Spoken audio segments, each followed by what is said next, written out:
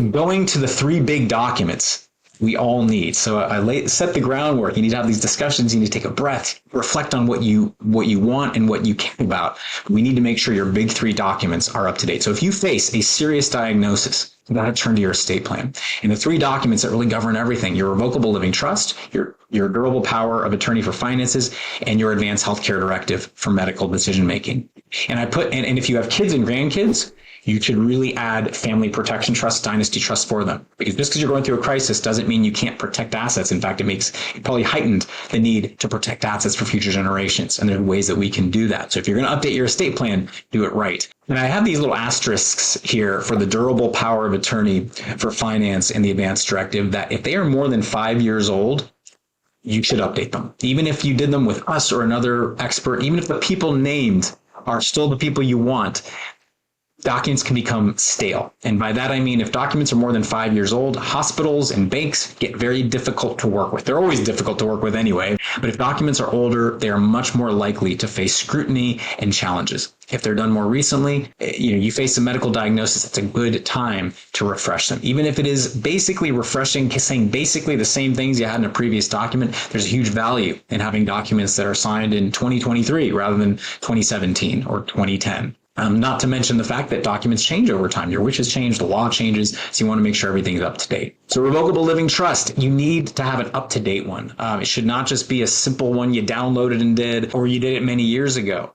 This governs everything, every major asset you own and where it's going. It's a hugely important document. And if you're married, there are different structures that can have a profound impact on your family's tax exposure. So just take a fresh look at it. Make sure your backup trustees are right. Make sure your assets are going where you want them to go, and make sure you have the right trust structure. It doesn't take much more time to make sure everything is right than it does to just make simple updates. Let me just briefly go through why you need a trust instead of a will. If you have a will, even if it's validly done and it says where your assets are going, well, one, it's going to be very simplistic in how assets are distributed. Usually there's no protections for future generations. But really importantly, a will does not help you while you're alive. You name an executor, they cannot do anything for you until they have a death certificate. And then if you have a will and you have any assets, really, they're going to be stuck in probate. It is hugely expensive. It's 2 to 3 times as expensive as doing things privately with a trust. It is totally public.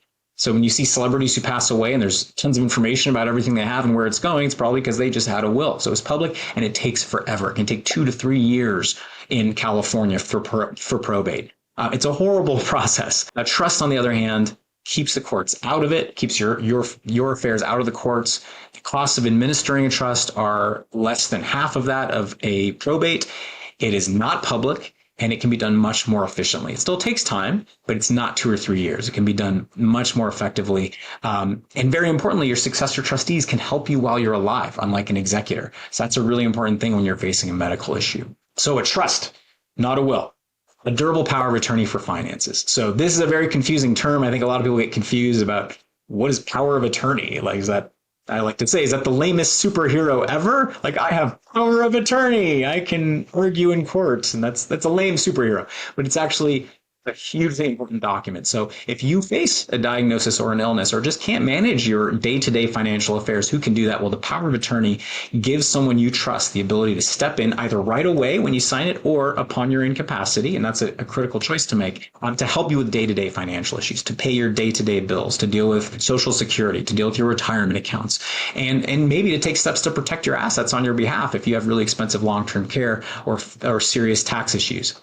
It can be easily abused if you name the wrong person and give them too much power. So you have to be really careful. They need to be updated every 3 to 5 years, and versions that we create are not check the box. Don't just do check the box forms you can download. Those are missing what we always consider to be really important powers around protecting your assets in case you need long-term care or have very expensive tax issues. I want to tell a very quick story, a situation that a friend of mine just recently called me, and this is the danger of not creating a durable power of attorney document with an attorney. Some people do them on their own. And my friend had worked with his dad. They downloaded a power of attorney form, and he signed it. And his dad had dementia, but his dad was okay at the time, but he was declining quickly. And my friend called me because his dad was in the hospital, couldn't make decisions. And my friend was trying to get access to his dad's accounts to pay his medical bills. And he presented the power of attorney document that was signed and notarized to the bank. I think it was Chase. And Chase said, okay, this is great, but we need we need an attorney's note saying we worked with your dad. Let's call him Mr. Smith. We worked with Mr. Smith. We executed this document with him and we verify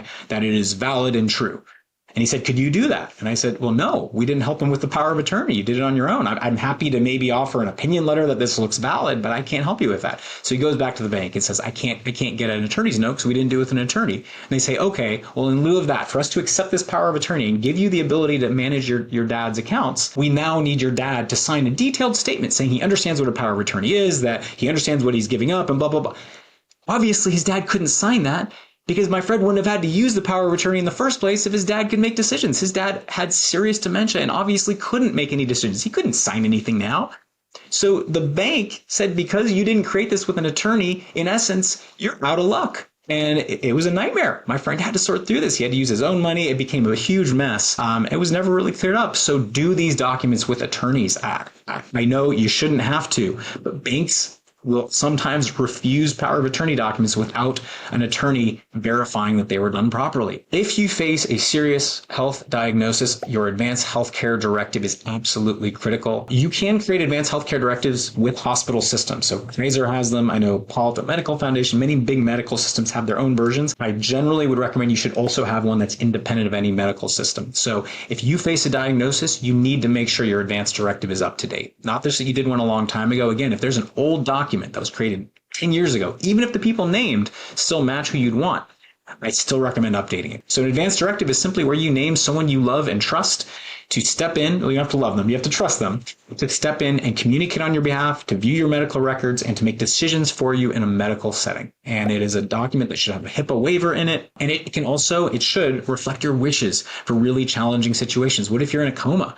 and you're not going to come out of it, or persistent vegetative state? What if you can't make decisions and you have a terminal cancer diagnosis? Should your loved ones consider chemotherapy for you, even if it can't cure you? There's a lot of really tough decisions that you don't want to necessarily push upon your family. You want to give them some guidance ahead of time, and the Advanced Healthcare Directive not only can authorize the people who you trust to step in for you, but it can give them guidance on what you would want in really challenging situations. We create versions of these that are independent of any hospital. So you can do them with your healthcare provider. Again, I know Kaiser has their own internal forms, but if you do a Kaiser form and you get care at another facility, I had to get a second opinion at Stanford. If I had just done a Kaiser form, I don't think Stanford would have accepted that. So always good to have one that's independent of any medical facility as well. Of course, if you want to contact us, it's easy to find us. We can always review your estate plan. We can be that resource. If you or a loved one faces that diagnosis, we can find us easily at Gilfix and Gilfix.com, 650-493-8070. It's pretty easy to find us online. I hope you got a lot out of this, and I hope everybody is staying safe, sane, and healthy. Let's stay in touch. Thank you so much for joining me here today.